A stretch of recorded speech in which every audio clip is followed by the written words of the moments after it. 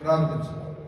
ప్రొద్దున వారు మార్గమున పోవచ్చుండగా ఆ అంజూరపు చెట్టు వేళ్ళు మొదలుకొని ఎండి ఉండుట చూచేది. 26వ వచనం.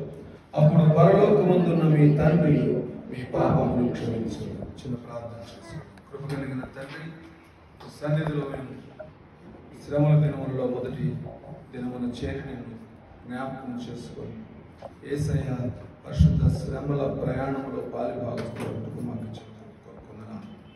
ఈ సన్నిధిలో వాక్యము ధ్యానించబడుచుండగా పరిశుద్ధాత్మ దేవుని ద్వారా నాతో మాట్లాడమని, వినగల చెవి, గ్రహించగల మనస్సు, వెంబడించగలిగిన జీవితం ఈ వాక్యము చేత మండించబడి చేరిన బిడ్డలందరి ప్రాణాత్మజలు అప్పగించుకుంటున్నాను. నిశ్చితమైతే నేను నీ సన్నిధి వాక్యం చేత ముద్రించబడినట్లు ఇతరులు వచ్చారుగా కృప దయచేయమని యేసునామమున అడుగుచున్నాము తండ్రి. సంఘములతో ఆత్మ చెప్పుచున్న మాట చెవిగలవాడు. ఇక్కడ రెండు ప్రత్యేకమైన క్యారెక్టర్స్ చూస్తున్నాము. ఒకటి ఆయనకు కోపం వచ్చి శిక్షించుట, రెండు క్షమించమని చెప్తారు. ఆయన ఆ త్రోవలో వెళ్ళుచుండగా 12వ వచనం చూడండి. మరునాడు వారు బేతనీ నుండి వెళ్ళుచుండగా ఆయన ఆకలిగొని ఆకులు గల ఒక అంజూరపు చెట్టును దూరం నుండి చూచి దాని మీద ఏమైనా దొరుకునేమని వచ్చాను. దాని యొద్దకు వచ్చి చూడగా ఆకులు తప్ప మరి ఏమీ కనబడలేదు. ఏదైనా అది అంజూరపు చెట్ల పండ్ల కాలం కాదు. అందుకైన ఇక మీదట ఎన్నిటికి నీ పండ్లు ఎవరు తినకుందురుగాక అని చెప్పాను. అది ఫలించినప్పుడు ప్రభువునకు కోపం వచ్చింది. అది తన ఆకుల చేత ఆకలి కొనిన వారికి ఆశను కలిగించి తన ఎదుకు వచ్చినప్పుడు అందులో పండ్లు దొరకలేదు. మరి ఇక్కడ కోపం వచ్చి శిక్షించిన ప్రభువు 25-26 వచనాలు ఏమంటున్నాడు చూడండి. మీకు ఒకరి మీద విరోధం ఏమైనా కలిగి ఉండేలా మీరు నిలువబడి ప్రార్థన చేయనప్పుడెల్లను వారిని క్షమించుడి, అప్పుడు పరలోకమందున్న మీ తండ్రి మీ పాపములు క్షమించు. ఈ రెండు క్యారెక్టర్స్ ని మనం సరిగా ధ్యానిస్తే ప్రభుని ఉద్దేశాలు వేరు. ప్రభుకి ఎందుకు కోపం వచ్చిందంటే ఫలించవలసినది ఫలించనందున, అంటే తనకు అప్పగించబడిన పిలుపు ప్రకారము తాను ప్రవర్తించనందున ప్రభుకు కోపం వచ్చి దానిని శిక్షించుకు చూస్తాం. రెండవది ఏమంటున్నాడంటే ఎవరికైనా మీ మీద కోపం ఉంటే కాదు, మీకే ఎవరి మీదైనా విరోధం ఉంటే, అంటే మీ క్యారెక్టర్లో మీరు దేవుని వాక్యమునకు విరోధమైన మనస్సాక్షి కలిగి ఉంటే, ఒకడు నా ఎడల తప్పు చేశాడు అనుకోండి, వారిని నేను క్షమించాల్సిందే. ఎందుకని? ప్రభు ఏమంటున్నాడు మత్తయి సువార్తలో, మీరు బలి ఇచ్చేటప్పుడు మీకు మీ మీద ఎవరికైనా విరోధం ఉంటే వారిని క్షమించండి, క్షమాపణ అడగండి అన్నాడు. అంటే తప్పు మీది కాదు, అవతల వాళ్ళదే. కానీ దేవుని మనసు ఏంటంటే వారిని క్షమించుట. కానీ ఇక్కడ మీకే విరోధం ఉంటే, అంటే మీ మనస్సాక్షి వాక్యానికి విరుద్ధంగా జీవిస్తే, మీ మనస్సులో ఎవరి మీదనైనా విరోధ భావాన్ని కలిగి ఉంటే మీరు క్షమించండి. అంటే మీరు మారు మనసు పొందకుండా మరి ఒకరికి దేవుని గురించిన జ్ఞానం చెప్పండి. చాలాసార్లు క్షమాపణ గురించి మాట్లాడేటప్పుడు ప్రభుని మాటలు ఆశ్చర్యాన్ని కలుగు చేస్తాయి. ఎందుకంటే ఎవరు క్షమించాలి, ఏ విషయాల్లో క్షమించాలి, ఎన్నిసార్లు క్షమించాలి? పేతురు అడుగుతాడు, ఎన్నిసార్లు క్షమించాలి ప్రభు అంటే 70 ఏళ్ళ. అంటే ఒక ఆయన అంటాడు, ఒకని ఆయుష్ 70 సంవత్సరాలు, అంటే బ్రతికినంత కాలం క్షమించమని అన్నట్టుగా ఆయన అంటాడు. అంటే నువ్వు ఎంతకాలం క్షమించాలంటే బ్రతికినంత కాలం. కానీ అక్కడ ఒక మాట ఉంది బైబిల్లో, ఎవడైనా నిన్ను ద్వేషిస్తే వారిని పిలిచి భోజనం పెట్టి. ఎవరికి పెట్టాలండి? శత్రువు. నువ్వు శత్రువుకు భోజనం పెట్టేటప్పుడు నీవు వారికి క్రీస్తు ప్రేమను కనపరచుట ఒక విధానం అయితే, అదే ప్రేమలో అతని తల మీద నిప్పులు కుప్పలుగా పోయేది. అంటే అతని జీవితంలో క్షమించబడుటకు నేర్చుకున్న తాను క్షమించుటకు నేర్చుకోగలిగే జ్ఞానము దేవుడు వానికి ఇస్తాడు. సో ఇక్కడ అంజూరపు చెట్టును ఎందుకు శిక్షించాడంటే అది తన పిలుపు ప్రకారం ఫలించనందున. ఇక్కడ ఎందుకు క్షమించమంటున్నాడంటే నీకే విరోధ భావం కలిగి ఉంది ఒకరి మీద. నీవు అవతల వ్యక్తి మీద చెడ్డ మనసు కలిగి ఉన్నప్పుడు ఎవరు క్షమించాలి?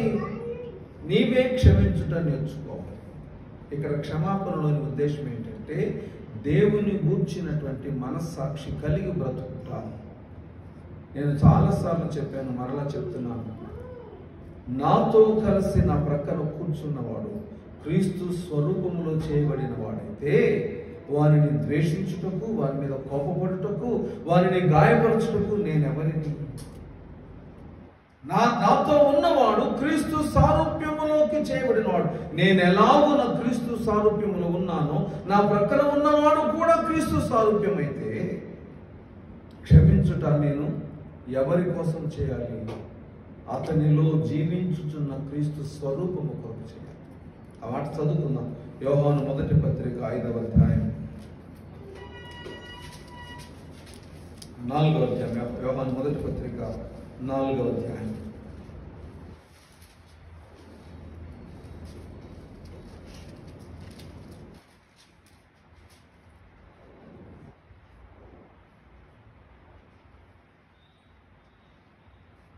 యోహాను మొదటి పత్రిక 4వ అధ్యాయం 20వ వచనం. ఎవడైనను నేను దేవుని ప్రేమించుచున్నానని చెప్పి తన సహోదరుని ద్వేషించిన ఎడల. ఎందుకు తాను తన సహోదరుని ద్వేషించకూడదంటే అతనిలో ఉన్నది దేవుని స్వరూపము కనుక. మరి ప్రేమించవలసిన నేను ఎందుకు క్షమించేంతగా కోపపడాల్సి వస్తుంది అంటే బైబిల్లో రోమా 7వ అధ్యాయంలో అంటాడు, నా యందు 2 నియమములు కలవు, పాప నియమము నీతి నియమములు చెరపట్టి లోపరుచుకోవచ్చు. అంటే నాలో ఉన్నటువంటి నియమాలలో బలంగా ఉన్నది ఏంటంటే పాప నియమం. ఈ పాప నియమమును బట్టి నేను క్షమించలేని మనసు కలిగి ఉన్నాను. మరి యేసయ్య అంజూరపు చెట్టును ఎందుకు శపించాడంటే అక్కడ జీవించవలసినటువంటి జీవన విధానము ఆ అంజూరపు చెట్టు కలిగి ఉంటుంది. ఈ రోజుల్లో క్రైస్తవులలో కరెక్ట్గా చెప్పాలంటే వాక్యానుసారమైన బ్రతుకు గ్రహించలేని బలహీనులై. మీకు కొరింథీ మొదటి పత్రిక 3వ అధ్యాయంలో పౌలు ఏమంటాడో తెలుసా? మీరందరూ చాలా కాలం చేసే నమ్ముకున్నారు, కానీ మీరు ఇంకా పాలు తాగే అనుభవంలోనే ఉన్నారు, ఘనమైన ఆహారం నేను మీకు పెట్టలేకపోతున్నాను. చూడండి ఒకసారి కొరింథీ మొదటి పత్రిక 3వ అధ్యాయం. కొరింథీ మొదటి పత్రిక 3వ అధ్యాయం మొదటి నుండి చదువుతున్నాను. కొరింథీ మొదటి పత్రిక 3వ అధ్యాయం మొదటి నుండి. సహోదరులారా, ఆత్మ సంబంధులైన మనుషులతో మాట్లాడినట్లు నేను మీతో మాట్లాడలేకపోతుని, శరీర సంబంధులైన మనుషులే అనియు క్రీస్తునందు పసిబిడ్డలే అనియు మీతో మాట్లాడవలసి వచ్చెను. అప్పటిలో మీకు బలము చాలకపోయినందున పాలతోనే మిమ్మల్ని పెంచితిని గాని అన్నముతో మిమ్మల్ని పెంచలేదు. నేను చాలాసార్లు కొంతమంది అనుభవాలను చూసినప్పుడు నన్ను నేను పరీక్షించుకుంటాను. ఎందుకంటే వాళ్ళు వయసులో చిన్నవాళ్ళైనా నా వలే నాకు కలిగినటువంటి కొన్ని సౌఖ్యములు కలిగి ఉండకపోయినా నాకంటే విశ్వాసములో బలవంతులై వాళ్ళ ప్రేమ నేను గమనించినప్పుడు నేను వారికి ఆ ప్రేమను చూపలేకపోయాను, నాకు అవకాశం ఉన్నప్పుడు అనేటువంటి సిగ్గు నాలో కలుగుతుంది. అదే సమయంలో శరీర సంబంధమైన ప్రేమను కనపరిచారు, కానీ ఆత్మ విషయంలో వారు బలహీనమైనటువంటి క్రియలు ఏమైనా చేసినప్పుడు మనసు కష్టం. అంటే ఐఎమ్ సీయింగ్ 2 క్యారెక్టర్స్. ఒకటి, దేవుని ప్రేమను కనపరచడానికి వారికి ఏది ఆటంకము కాదు, వారు లేని దానిని కూడా నాకు ఇవ్వడానికి దేవుని ప్రేమను బట్టి నా దగ్గరికి వస్తారు. అయితే అదే సమయంలో ఆత్మ సంబంధమైన విషయాల్లో వారు ఇంకా పసిబిడ్డల వలె ఉన్నారు, వారు పసిబిడ్డల వలె ఉన్నారు. అప్పుడు అనిపిస్తుంది, నేను ప్రేమించాలా ద్వేషించాలా? నాకు దేవుడు ఎప్పుడు ఒక వాక్యాన్ని గుర్తు చేస్తాడు, వారు కాపరి లేని గొర్రెల వలె కనబడినందున ఆయన వారి మీద కనికరపడి. కాపరి లేని గొర్రె అంటే వారు అన్నీ నేర్చుకున్నారు, కానీ సరైన మార్గాన్ని నేర్చుకోలేకపోవడానికి కారణం కాపరి లేడు.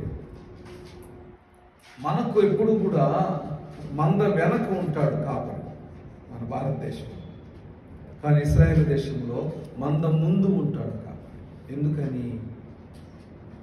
వారు నడవవలసిన మార్గాన్ని చూపించవలసింది. కానీ రెండు, ఏది క్రూర మృగము వారి మీదకు రాకుండా తాను వాటిని కాపాడవలను.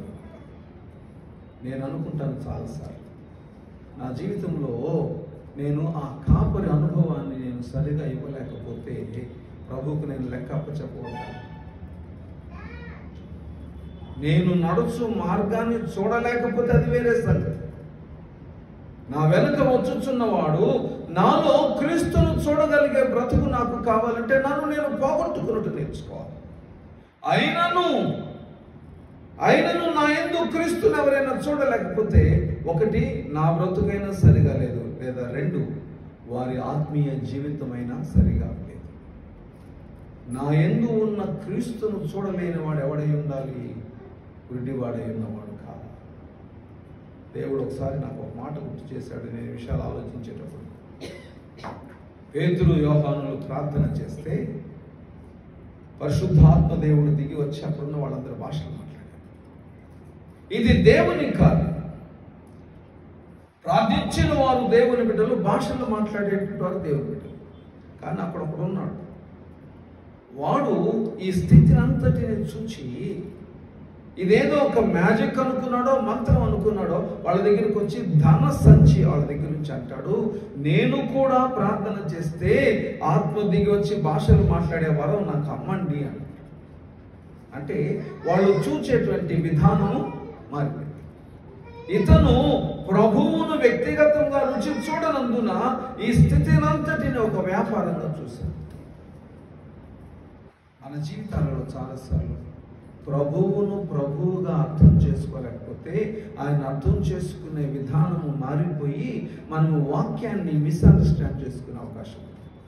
ఇందాక మనం చదివేటప్పుడు ఒక మాట మీరు గమనించారో లేదో, అది అంజూరపు పండ్ల కాలము కాదు అని. కొన్నిసార్లు మనకు క్వశ్చన్ వస్తుంది, పండ్ల కాలము కానప్పుడు ప్రభు ఎందుకు పండ్ల కొరకు ఎదురు చూడాలి? అక్కడ అది పండ్లు కాచే సీజన్ అయితే ప్రభు వెళ్ళి ఆ పండ్లు దొరకాలనుకోవాలి, దొరకకపోతే శపించాలి. కానీ బైబుల్లోనే ఉంది అది పండ్ల కాలము కాదని. మరి అప్పుడంటప్పుడు ప్రభు ఎందుకు శపించాలి? నేను బ్యాక్ హిస్టరీ చదవడం మొదలుపెట్టాను. ఇశ్రాయేలు దేశంలో అంజూరపు చెట్లు, వాటి హిస్టరీ చదవడం మొదలు పెడితే అక్కడ నేను ఆశ్చర్యమైన మాటలు చదివాను. ఏమంటాడంటే, అంజూరపు చెట్లు ఎవరు తోటలో వేసుకోవాలి. అంజూరపు చెట్ల తోట ఇశ్రాయేలు దేశంలో ఉండదు. మరి ఎక్కడొచ్చి అంజూరపు చెట్లు? రోడ్డు ప్రక్కన, ఇప్పుడు మనకి ఎట్లా వేప చెట్లు, ఈత చెట్లు అట్లా రోడ్డు ప్రక్కన వేస్తారంట. ఎందుకు అంటే వాటి ఆకులు చాలా పొడవుగా ఉంటాయి, అవి చాలా ఎత్తు ఎదుగుతాయి. వాటి క్రింద పేదలు నివాసం ఉంటారు. వాటి క్రింద పేదలు నివాసం ఉంటారు. పేదలకి భోజనం ఎలా? ప్రయాణం చేసేవాడు విశ్రాంతి తీసుకోవడానికి కూడా అంజూరపు చెట్టు కిందకి వెళ్తాడు. ఇక్కడ ప్రభు కూడా అదే పని చేశాడు. ఆయన ప్రయాణమైపోవచ్చు చూశాడు. అక్కడ ప్రయాణమైపోయేవాడు విశ్రాంతి ఇచ్చినప్పుడు వాడికి భోజనం ఎలా? అంజూరపు అడలు అని చదువుతారు కదా, అడలు. అంజూరపు చెట్టుని ఎందుకు రోడ్డు ప్రక్కన వేస్తారు? పేదవాడు అక్కడ ఎందుకు భోజనం తీసుకుంటాడు? ప్రయాణించడు ఎందుకు విశ్రాంతి తీసుకుంటాడంటే, అది పండ్ల కాలము కాకపోయినను అది ఫలభరితంగానే సంవత్సర కాలం అంతా ఉంటుందంట. అంటే పండినటువంటి ఫలములను ఇవ్వదు, కానీ అది ఎప్పుడూ ఒక ఫలమును తన యందు కలిగి బాటసారులకు, విశ్రాంతి తీసుకునే పేదలకు అది ఆహారం ఇస్తూనే ఉంటారు. అందుకే ప్రభువు దాన్ని చూసి దాని పిలుపు ప్రకారం అది ఫలభరితము కానందున, అంటే దానిలో ఒక్క ఫలం కూడా లేదు, ఒట్టి ఆకులే ఉంది. అది తన పిలుపు ప్రకారం జీవించనందున దేవుడు దాన్ని శపించాడు. ఏమని శపించాడు? పచ్చగా ఆకులు కలిగి ఉండుమని కాదు, ఇక మీదట నీ పండ్లు ఎవడనూ తినకుండును కాదు. అంటే ఇకను నువ్వు ఫలించాలని ప్రయత్నించినా నీకు అది చేత కాదు. మనందరికీ తెలుసు, ప్రకటనలో ఒక మాట ఉంటుంది, పరిశుద్ధునిగానే ఉండనిము, అపవిత్రుడుగానే ఆ ఆజ్ఞ ఇచ్చాడు ఆ చెట్టు. నువ్వు శపించుకో, నువ్వు ఎండిపో, నువ్వు బ్రతకొద్దు అనలేదు. ఇక మీదట నీ ఫలములు ఎవడు నువ్వు తినకుండా దాకా అంటే దాన్ని ఏమని అర్థం చేసుకోవాలి? నువ్వు చెట్టుగా బ్రతుకుట కంటే ఎండిపోవుట. సో నా పిలుపులో, దేవుడు నాకు ఇచ్చిన పిలుపులో నేను ఫలించకపోతే, వాక్యాన్ని తప్పుగా అర్థం చేసుకొని వాక్యానుసారమైనటువంటి మనస్సాక్షి కలిగి ఉండకుండా ప్రభు నాకు ఇచ్చిన పిలుపును నేను ముగించుటకు నా పిలుపును నేను అర్థం చేసుకోలేకపోతే ప్రభుని కోపం నా మీదకి రాగా, అదే సమయంలో ప్రభు అదే మాటల కిందకు రాగానే అంటాడు, మీరు క్షమించండి. ఎందుకు క్షమించాలి ప్రభు? తప్పు నువ్వు చేసావు కాబట్టి క్షమించాలి. చూడండి ఆ మాటని మార్కు సువార్త 11వ అధ్యాయంలో 25వ వచనం చూడండి. మార్కు 11:25. మీకు విరోధం ఉంటే, ఎవరికైనా మీ మీద విరోధం ఉంటే కాదు, మీకు ఒకరి మీద విరోధం ఉంటే నిలువబడి ప్రార్థన చేసేటప్పుడు క్షమించండి. ఇప్పుడు నేను అడిగే ప్రశ్న ఏంటంటే, నువ్వు ప్రార్థన చేసే ముందు నీ హృదయాన్ని నువ్వు పరిశోధించుకుంటే ఎవరి మీద కోపము లేని ప్రేమ గల జీవితం ఉందా నీకు? ఎవరిని ద్వేషించని మనస్సు నీకుందా? అలా ఉంటే నువ్వు ప్రార్థన చేసే నీతి నీకు ఇచ్చాడు. ఒకవేళ అలా లేకపోతే నువ్వు ప్రార్థించి ఆ ప్రార్థన దేవుడు వినాలంటే ముందు నువ్వు నీతివంతుడుగా మారాలి. నువ్వు నీతివంతుడు అవ్వాలంటే ఒకటే పని, అది క్షమించుట. అది ప్రభు నేర్పిన ఫస్ట్ లెసన్. ఆయన శ్రమల ప్రయాణంలో దేవుడు నేర్పుతున్న లెసన్ ఏంటంటే, నువ్వు ఫలభరితుడవై ఉండవలసిన సమయంలో ఫలభరితుడు కాకపోతే ప్రభుని కోపం నీ మీదకి వస్తుంది. అలాగే క్షమించుటకు సిద్ధ మనస్సు నీకుంటే ప్రభు చేత క్షమించబడతావు గనక క్షమించగలిగే నీతిని నువ్వు కలిగి. ఒకరికి నీతి క్షమించు విషయంలోనే ఉంటుంది. ఆశ్చర్యమైన విషయం ఏంటంటే, ప్రభువు తన ప్రయాణం అంటే ఈ శ్రమల ప్రయాణంలో చేసినటువంటి పనుల్లో కొన్ని ప్రత్యేకమైనవి చెప్తాను. ఆయన వెతుకుచూ వచ్చుచున్నాడు. ప్రభువే వాళ్ళ దగ్గరికి వెళ్ళి, మీరు ఎవరిని వెతుకుతున్నారు అన్నాడు. యేసు నేనే అన్నాడు. వాడు పడిపోయాడు. పడిపోయినప్పుడు యేసు వెళ్ళిపోవచ్చు అక్కడి నుంచి, అక్కడ ఉండాల్సిన అవసరం ఏం లేదు.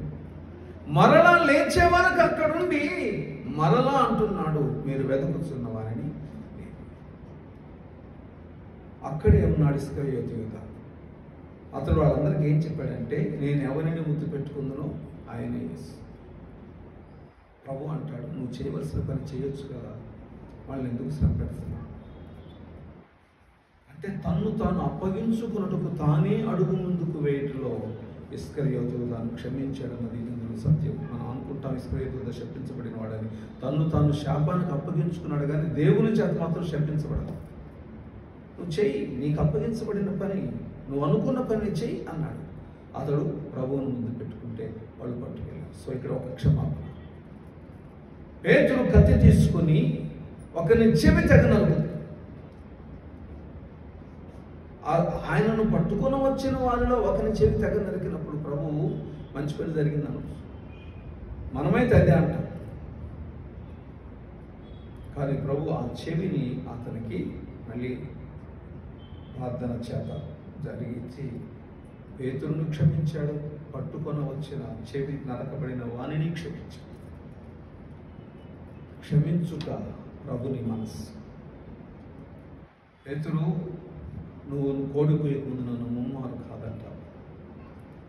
ముమ్మారు అతడు కాదన్నప్పుడు బైబిల్ ఏముందంటే, ప్రభువు పేతురు వైపు చూచాడట 3వసారి. తర్వాత పేతురు వైపు చూచినప్పుడు ఒకవేళ ప్రభు కోపముతో చూచుంటే పేతురికి ఒకవేళ రోషం వచ్చిండేది. ప్రభుని కన్నులలో కృప క్షమాపణ కనిపించింది. అందుకే మిగుల సంతాపపడి ఏడ్చాడు. అయ్యో, ఈ నీతిమంతుని కనిపించింది.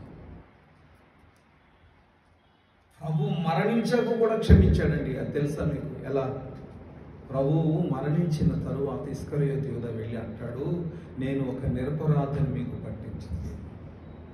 నేను చేసినది తప్పు అంటే ప్రభు క్షమించాడు కానీ అతని క్షమాపణ అతను పొందుకోలేదు. బైబిల్లో మనం చూస్తే పశ్చాత్తాపడ్డాడు కానీ ప్రభు ఎదుట మారు మనసు పొందాడు. పశ్చాత్తాపడు వేరు, మారు మనసు పొందడు.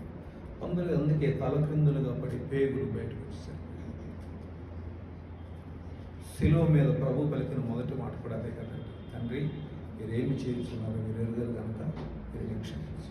సో మొదటి దినమున మనం నేర్చుకున్న ఆత్మీయ సత్యం ఏంటంటే, మనము ఫలించవలసిన దినములలో ప్రభు మనకిచ్చిన పిలుపు ప్రకారం మనం ఫలించకపోతే ప్రభుని ఉగ్రత మన మీదకి వస్తుంది. మనము ఒకవేళ ఎవరి మీదనైనా విరోధము కలిగి ఉంటే దేవుని చేత క్షమించబడాలంటే మనము క్షమించడం నేర్చుకోవాలి. దేవుని ఎదుట నీతిమంతులం అవ్వాలంటే మనము క్షమించడం నేర్చుకోవాలి. చివరిగా ప్రభు చేత అంగీకరించబడాలంటే క్షమించుట మాత్రమే సరి అయిన మార్గం. నేను ఎంత నీతిమంతుడనైనా క్షమించుట నేర్చుకోకపోతే నేను దేవుని చేత అంగీకరించబడను. నా జీవితంలో ప్రభు నాకు నేర్పిన ఆత్మీయ సత్యాలను నేను ధ్యానం చేసుకుంటుంటే ప్రభు నాకు చెప్పిన మాట ఏంటి? నీ జీవితంలో జరిగినటువంటి ఆశ్చర్య కార్యాలని, దేవుడు చేసిన మేళ్లను నువ్వు జ్ఞాపకం చేసుకుంటుంటే దేవుడు నీకు నేర్పించిన ఆ ఆత్మీయ బోధ ఏంటి? సామాన్యంగా క్రైస్తవమైన మనం ఎలా ఉంటామంటే, నా విషయంలో ఒక తీర్పును కలిగి ఉంటానికి నేను ఇష్టపడతాను, అదే తీర్పు వేరొకరి విషయంలో ఒకసారి మారిపోతుంది. ఎందుకని? మన మనస్సు మనకు కొరకు ఒక విధంగా చలిస్తుంది, ఇంకొకరి కొరకు ఇంకో విధంగా చలిస్తుంది. అందుకే ప్రభు చెప్పిన ఒక చక్కటి మాట గుర్తు చేస్తున్నాను, నిన్ను వలె నీ పొరుగు వారిని ప్రేమించు. అంటే నిన్ను నీవు ఎలా ప్రేమించుకుంటావు అవతల వ్యక్తిని అంటే క్షమించి అంగీకరించు. కాబట్టి ఈ శ్రమల దినములలో ప్రభు మనకు నేర్పిస్తున్న ఆత్మీయ సత్యం ఏంటంటే, క్రీస్తు సారూప్యములకు మారాలంటే క్రీస్తు వలె క్షమించుటకు నేర్చుకోవాలి, క్రీస్తు కొరకు ఫలభరిత వృక్షముగా ఉన్నటకు నేర్చుకోవాలి. అటువంటి కృప దేవుడు మన జీవితాల్లో మనకు అనుగ్రహించి మనల్ని సమాధానంతో నింపును కాక. ఈ సమయంలో ఈ మొదటి దినమున ప్రార్థనలతో సమయం గడుపుదాం. క్షమించుట అనేది ఇది కేవలము వాక్యంగా నేర్చుకోవటే కాదు, వ్యక్తిగతంగా ప్రభువును అడుగుదాం. ప్రభు క్షమించుటకు నాకు నేర్పి, క్షమించగలిగిన మనస్సు, క్షమించుటకు నేను నేర్చుకొనగలుగునట్లు, నేను ఎవరిని క్షమించాలి, ఏ విషయంలో క్షమించాలో నాతో మాట్లాడు. పరిశుద్ధాత్మ దేవుడు నీతో మాట్లాడాలి. దేవుడి బిడ్డ, నీ సొంత జ్ఞానంతో నువ్వు దాన్ని గ్రహించలేకపోవచ్చు. కళ్ళు మూసుకొని ప్రభు వైపు తిరిగి ఆత్మదేవుడు నీతో మాట్లాడు. నిన్ను నువ్వు దేవునికి అప్పగించుకుంటే ఎందుకు క్షమించాలి, ఎలా క్షమించాలి, ఎవరిని క్షమించాలి, ఎంతకాలం క్షమించాలి, ప్రభు సన్నిధిలో క్షమించబడిన వాడవై నువ్వు ఎలా బ్రతకాలో ప్రభు నీకు ఆత్మదేవుని ద్వారా నేర్పిస్తాడు. ఈ మొదటి దినమున తల నుంచి కళ్ళు మూసుకొని మన పాపములను ఒప్పుకుందాం, మన ద్వేషము తీసివేద్దాం, శిలువ మీద ప్రభువుకు మన బ్రతుకులను అంగీకరించబడినట్లు యోగ్యమైన అర్పణగా ప్రతిష్ఠించు. తలలో ఉంచుకోండి.